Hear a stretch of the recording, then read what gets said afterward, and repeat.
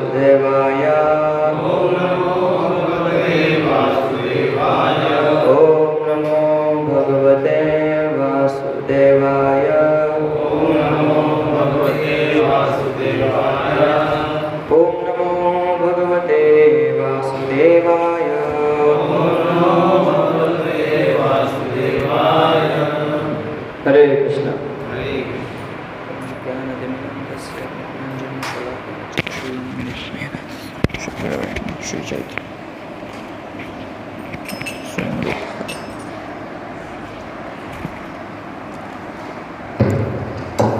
आज हम लोग चर्चा करेंगे श्रीमद् भगवद गीता यथारूप अध्याय 18 श्लोक क्रमांक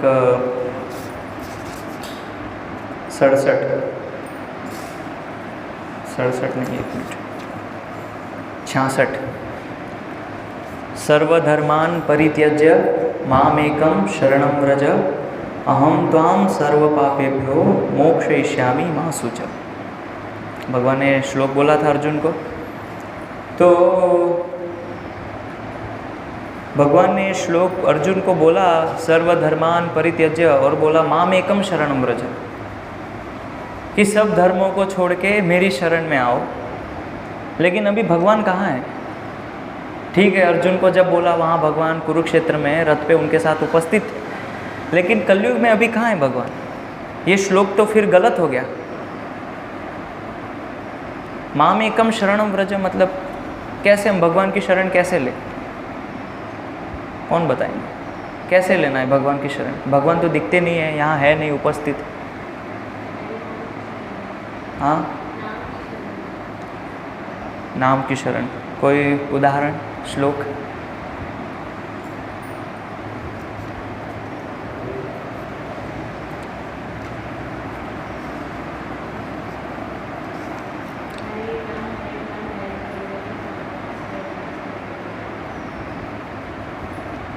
नहीं।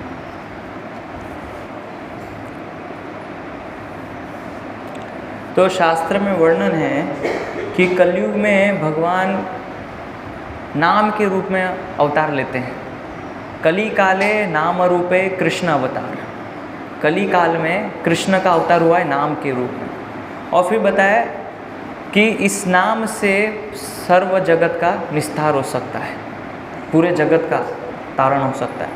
तो कहने का अर्थ यह है कि भगवान ने जो श्लोक बोला मामेकम शरणं व्रज, कलयुग में इसका व्यावहारिक अर्थ है कि हमें संकीर्तन की शरण लेनी है। नाम संकीर्तन, कीर्तन नहीं या जप नहीं, विशेष करके संकीर्तन। संकीर्तन का मतलब होता है साथ में मिलके भगवान का कीर्तन करना, उसको संकीर्तन कहते हैं। इसलिए श्रीमद् भागवतम में क्या बोला है? बुद्धिमान लोग कौन है? यज्ञ संकीर्तन प्राय, कि जो यज्ञ संकीर्तन यज्ञ करते हैं वो लोग बुद्धिमान हैं।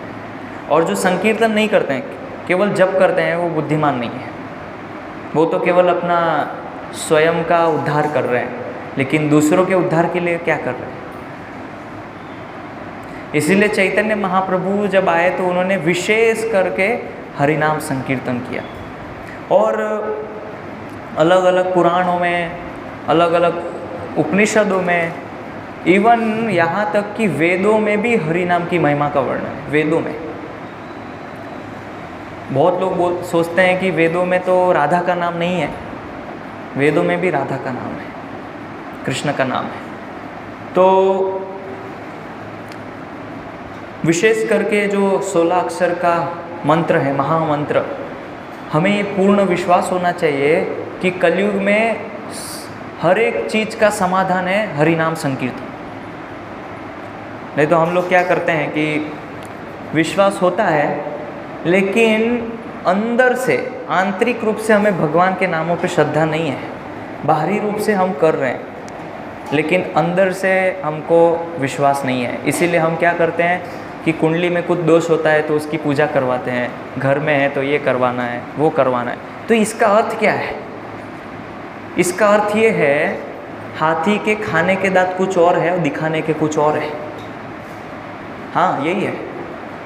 इसका मतलब एक भक्त को भगवान के नाम पे श्रद्धा नहीं है, तभी तो ये सब विधि करवानी पड़ती है ना। ये दोष, सर्प दोष करवाना है, ग्रह में ये समस्या है तो पितृदोष है तो ये करवाना है, नहीं।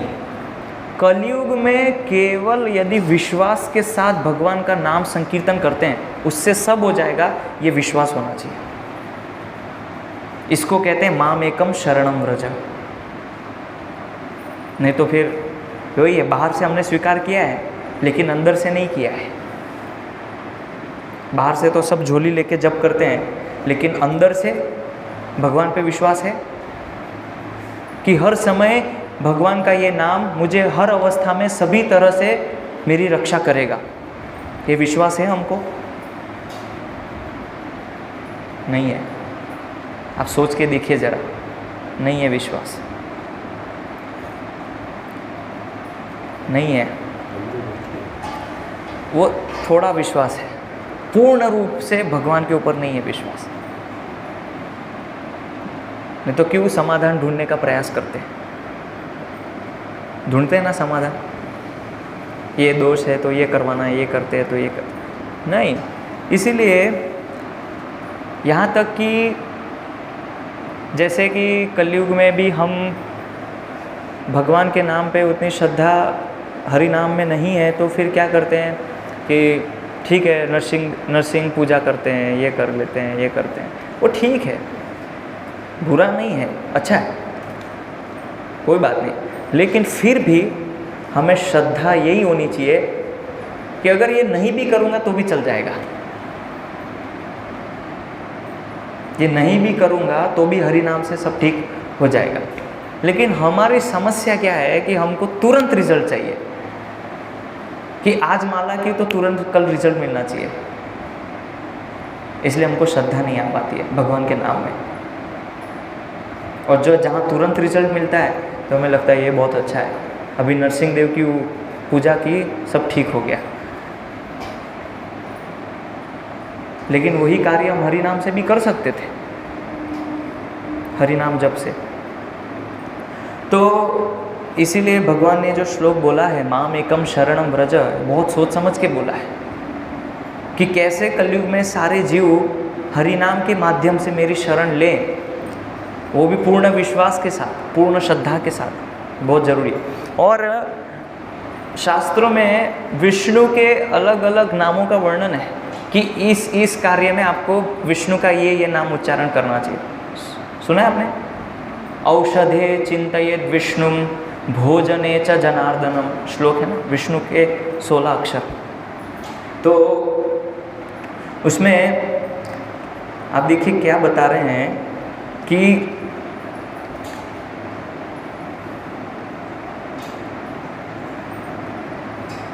ये जो विष्णु के 16 नाम हैं, औषधे चिंतये विष्णु, कि जब हम औषध लेते हैं, मेडिसिन लेते हैं, तो उस समय किसका चिंतन करना चाहिए?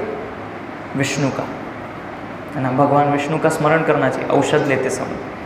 और फिर बताए भोजने च जनार्दन, प्रसाद लेते समय, भोजन लेते समय जनार्दन जो कि भगवान का एक नाम है, उनका स्मरण करना चाहिए। और फिर बताते हैं शयने पद्मनाभम च, जब सोते हैं तो पद्मनाभ का स्मरण करना चाहिए। आप गिनिएगा कितने हो रहे हैं, शयने पद्मनाभम च। फिर बता रहे विवाहे च प्रजापतिम, प्रजापति वो भी विष्णु भगवान के एक अवतार है। फिर युद्धे चक्रधरम देवम, किसी से युद्ध होता है तो चक्रधर, कौन है चक्रधर? भगवान कृष्ण, उनका स्मरण करना चाहिए। और प्रवासे च त्रिविक्रमम, जब यात्रा करने निकलते हैं, प्रवास करने जाते हैं, तो किसका स्मरण करना चाहिए? त्रिविक्रम। कौन है त्रिविक्रम? वामन भगवान, वामन देव। तो त्रिविक्रम मतलब कि उन्होंने 3 पग में भूमि ले ली थी बलि महाराज से, इसलिए त्रिविक्रम बोलते। फिर नारायणम तनु त्यागे, जब हम अपना शरीर छोड़ते हैं उस समय नारायण का स्मरण करना चाहिए। भगवान ने 8वें अध्याय में बोला है कि अंत समय में जो नारायण का स्मरण करता है वो मेरे धाम को प्राप्त होता है। तो बताया है नारायणम तनु त्यागे। फिर बताते हैं श्रीधरम प्रिय संगमे, कि जब हम पत्नी से मिलते हैं तो उस समय श्रीधर का स्मरण करना चाहिए, या फिर हमारे जो प्रिय मित्र हैं या हमारे कोई भी प्रियजन हैं उनसे जब मिलते हैं तो श्रीधर का स्मरण करना चाहिए। दुःस्वप्ने स्मर गोविंदम, दुःस्वप्न आता है तो गोविंद का स्मरण करना चाहिए। संकटे मधुसूदनम, कोई भी संकट की परिस्थिति जहाँ निर्मित होती है वहाँ मधुसूदन को याद करना चाहिए। कानने नारसिंहम च, कानन मतलब जंगल में, जब जंगल में भटक गए हैं, कुछ समझ नहीं आ रहा है, तो फिर नरसिंह भगवान को याद करना चाहिए। जब बुधनी के जंगल में खो जाओगे तो नरसिंह भगवान को याद करना चाहिए।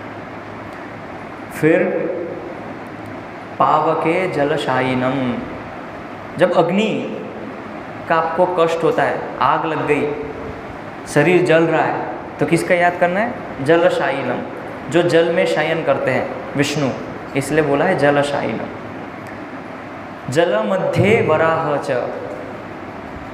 जब पानी में डूब रहे होते हैं, तैरना नहीं आता है, तो वराह भगवान को याद कीजिए, क्योंकि वराह भगवान ने पृथ्वी को उठाया था ना वराह रूप लेके, इसलिए बोला है जल मध्ये वराहम च।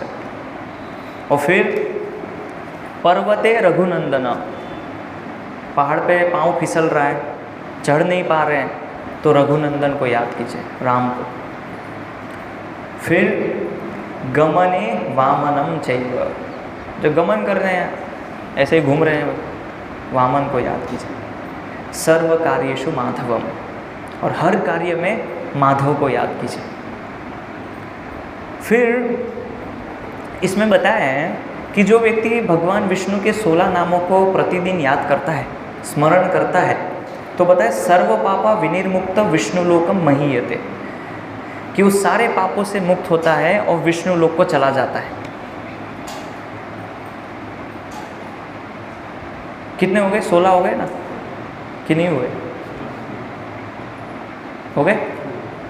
तो इसीलिए कलयुग में हरे कृष्णा कृष्णा कृष्णा हरे हरे, हरे राम राम राम हरे, कितना है?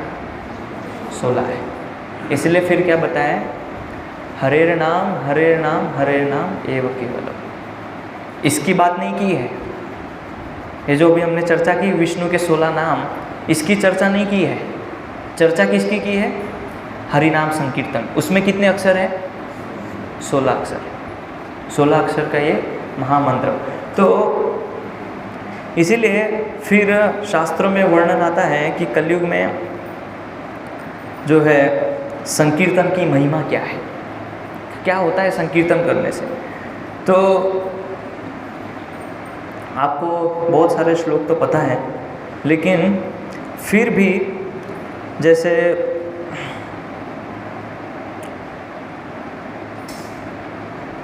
मैंने बताया कि वेदों के अंदर हरि नाम की महिमा है, अथर्ववेद में हरि नाम की महिमा है। तो अथर्ववेद में बताया है षोडशतानि नामानि द्रत्विन छंदकरणानि च कलयुगे महामंत्र सम्मतो जीवतारिणे। कलयुगे महामंत्र सम्मतो जीवतारिणे, ये अथर्ववेद में लिखा है कि 16 नामों तथा 32 वर्णों से युक्त महामंत्र का कीर्तन ही कलयुग में जीवों का उद्धार एकमात्र उपाय है। ये अथर्ववेद में लिखा है। और फिर बताया है चैतन्य उपनिषद में, चैतन्य उपनिषद है, उसमें बताया है स एव मूल मंत्रम जपति हरेर इति कृष्ण इति राम इति। क्या बताया? स एव मूल मंत्र, यानी कि जो कृष्ण और राम का ये जो मंत्र है, ये क्या है? मूल मंत्र है। और इसलिए फिर इसमें बताया है कि भगवान गौरचंद्र सदैव महामंत्र का जप करते हैं, जिसमें पहले हरे नाम, उसके बाद कृष्ण नाम तथा उसके बाद राम नाम आता है। ये चैतन्य उपनिषद में पहले ही लिखा हुआ वर्णन कि भगवान गौरचंद्र जब आते हैं चैतन्य महाप्रभु, तो वो क्या करते हैं, सबसे पहले उस शब्द का उच्चारण करते हैं जिसमें पहले हरे है, उसके बाद कृष्ण है और उसके बाद राम है। अगर कोई आपसे प्रमाण मांगता है कि चैतन्य महाप्रभु तो गलत प्रचार कर रहे हैं, वेद मंत्र तो हरे राम है, तो वो हरे कृष्ण का जप क्यों कर रहे हैं? तो ये उपनिषद में वर्णन है, चैतन्य उपनिषद अथर्ववेद में, कि जो गौरचंद्र है वो ऐसे जप करेंगे कलयुग। तो फिर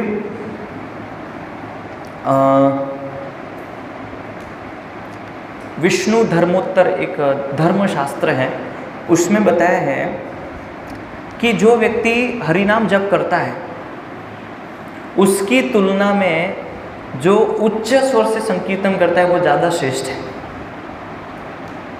तो बताया है, जपतो हरिनामानि स्थाने शतगुणाधिकः आत्मन पुनात् युच्चेर जपंश्च तृणृता तपच। हरिनाम को जपने वाले की अपेक्षा उच्च स्वर से हरि नाम का कीर्तन करने वाला अधिक श्रेष्ठ है, क्योंकि जप करता केवल स्वयं को ही पवित्र करता है, जबकि नाम कीर्तनकारी स्वयं के साथ साथ सुनने वालों का भी उद्धार करता है। धर्मशास्त्र में लिखा है। और क्या लिखा है? शत गुणाधिक, शत मतलब 100, गुणाधिक 100 गुणों से ज़्यादा वो श्रेष्ठ है जो केवल जप करता है, उससे अच्छा श्रेष्ठ हरिनाम संकीर्तन करने वाला है।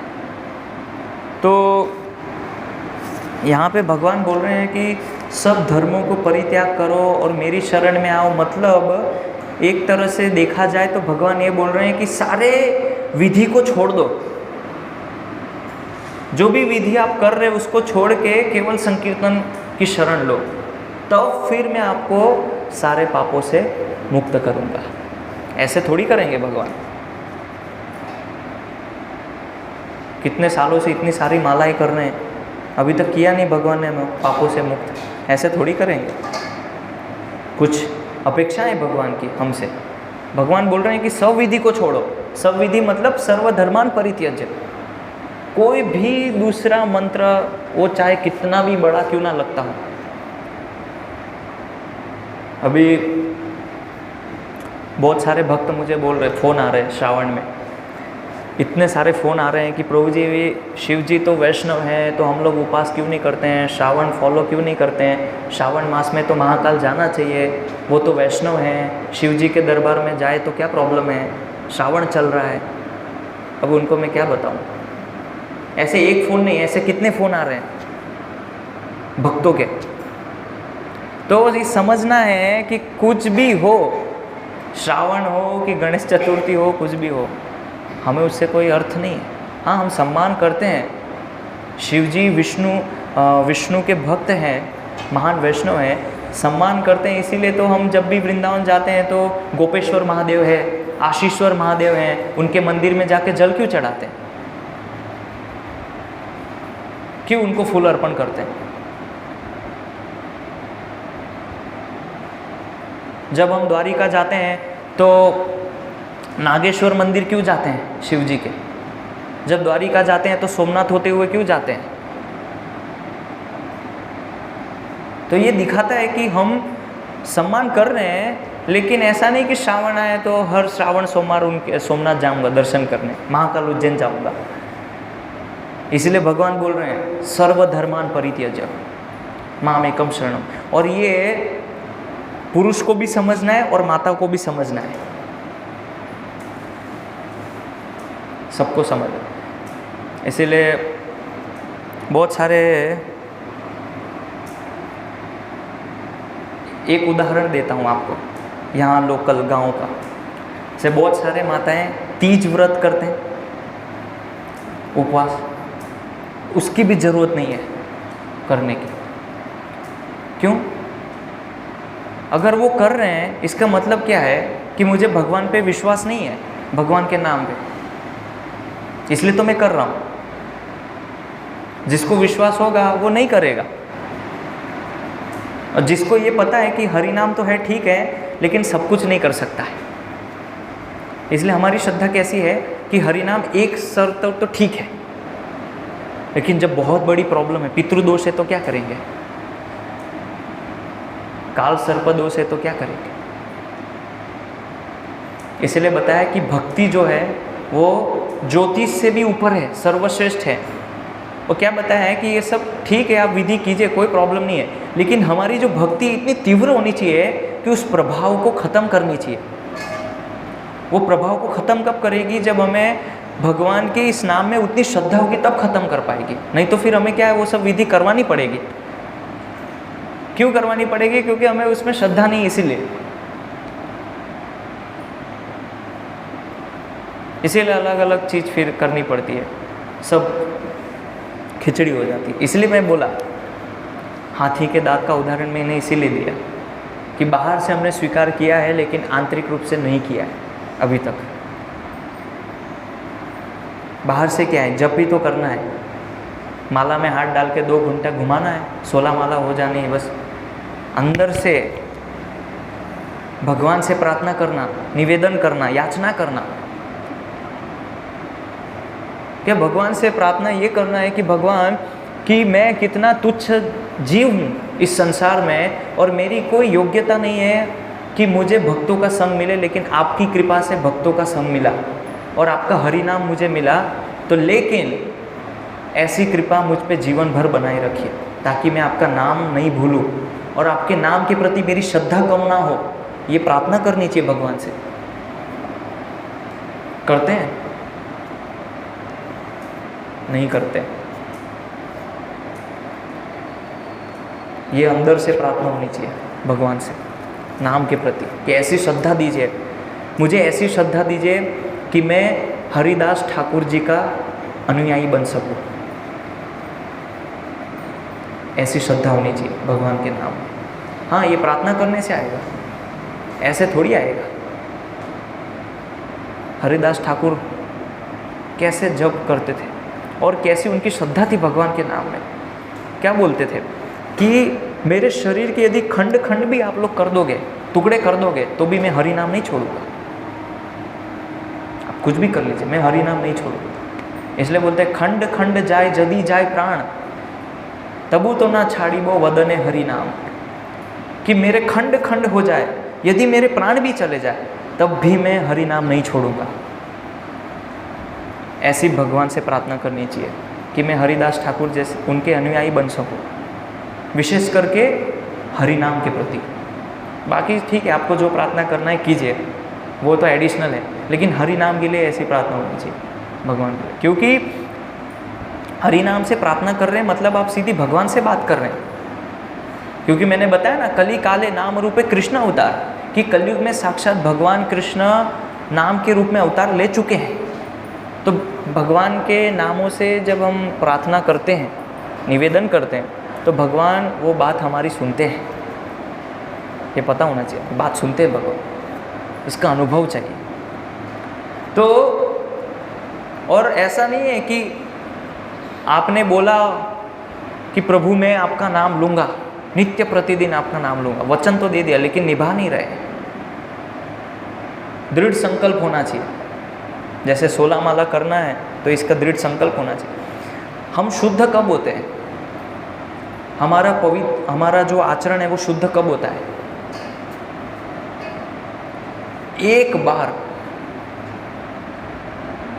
पूरे करुणा के साथ और हृदय से जब भगवान के सामने भक्त आके बोलता है कि प्रभु आज से मैं आपका हूँ, आप जैसा चाहे ऐसा कीजिए, जब एक बार ये श्रद्धा से बोलता है तो फिर भगवान को पता चल जाता है कि ये पक्का भक्त है। और फिर आप हिल नहीं सकते, क्योंकि आपने भगवान को वचन दिया है ना। वादा किया तो निभाना पड़ेगा, गाना है ना। आप ऐसे मुकर नहीं सकते। तो जब जिस दिन आप भगवान के सामने ये प्रण लेते हैं कि आपके जो आदेश हैं, जो आपके नियम हैं, वो मैं सारे पालन करूँगा, तो फिर आपको करना पड़ेगा। और श्रद्धा देखिए, अभी एक एक प्रभु जी हैं जिनको मैं जानता हूँ, वरिष्ठ भक्त हैं, लोकनाथ महाराज के शिष्य हैं। वो क्या करते हैं, पूरे कार्तिक महीने में वृंदावन में पहाड़ों पे जाके गुफा में वहाँ जप करते हैं पूरा 1 महीना कार्तिक में, और गृहस्थ भक्त हैं और मंदिर के प्रेसिडेंट हैं। तो एक दिन वो बोल रहे थे कि हमारे हरि नाम में श्रद्धा कैसी होनी चाहिए, तो अपना अनुभव बता रहे थे कि जब मैं पहाड़ में अंदर गुफा में जप कर रहा था कार्तिक में, तो सामने बहुत बड़ा नाग बैठा था, सांप बिल्कुल सामने, ठीक, और वो हरे कृष्ण जप कर रहे हैं। तो जब उन्होंने सांप को देखा तो उनकी जप में तीव्रता और बढ़ गई, भगवान के नाम में श्रद्धा 10 गुना और बढ़ गई। क्यों बढ़ गई? वो सांप को देख के।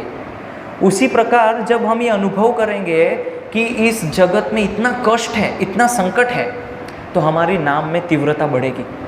लेकिन हमको अनुभव नहीं होता है, हमको सब अच्छा लगता है, कष्ट का अनुभव करना पड़ेगा। देखिए, जब आपको आपके सामने मान लीजिए यहाँ आप बैठे हुए हैं, छोड़िए, चलिए एक प्रैक्टिकल उदाहरण देता हूँ। मान लीजिए आप यहाँ जप कर रहे हैं और कुछ दिन पहले एक खबर आई कि मंदिर में एक जगह में सांप आया था, अभी वो निकला नहीं है, यहीं कहीं बैठा हुआ है, और एक दिन आप जप कर रहे हैं और लाइट चली गई, पूरा अंधेरा है, सब भक्त जप कर रहे हैं, तो आप जप कर पाएंगे? आप ये सोचेंगे कहाँ से निकलेगा, मेरे आजू बाजू से तो नहीं निकलेगा सांप। तो ऐसा विश्वास होना, ये कैसी भक्ति हमारी, ये भक्ति नहीं है, इसको भक्ति नहीं बोलते। इतनी श्रद्धा होनी चाहिए भगवान के नाम, ठीक है। जैसे वो प्रभु जी अनुभव बता रहे थे कि गुफा में थे, सांप आया, वो अपना प्रभु जी जप कर रहे थे, वो सामने से निकल के चला गया, उसका भी उद्धार हो गया हरि नाम जप सुन के।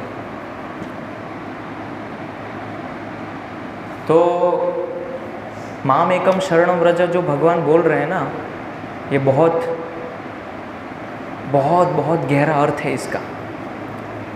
ऐसे ही नहीं सब माम एकम शरणम व्रज, ठीक है, हो गया, शरण में चले गए, ऐसे नहीं होता है, अनुभव करना पड़ेगा।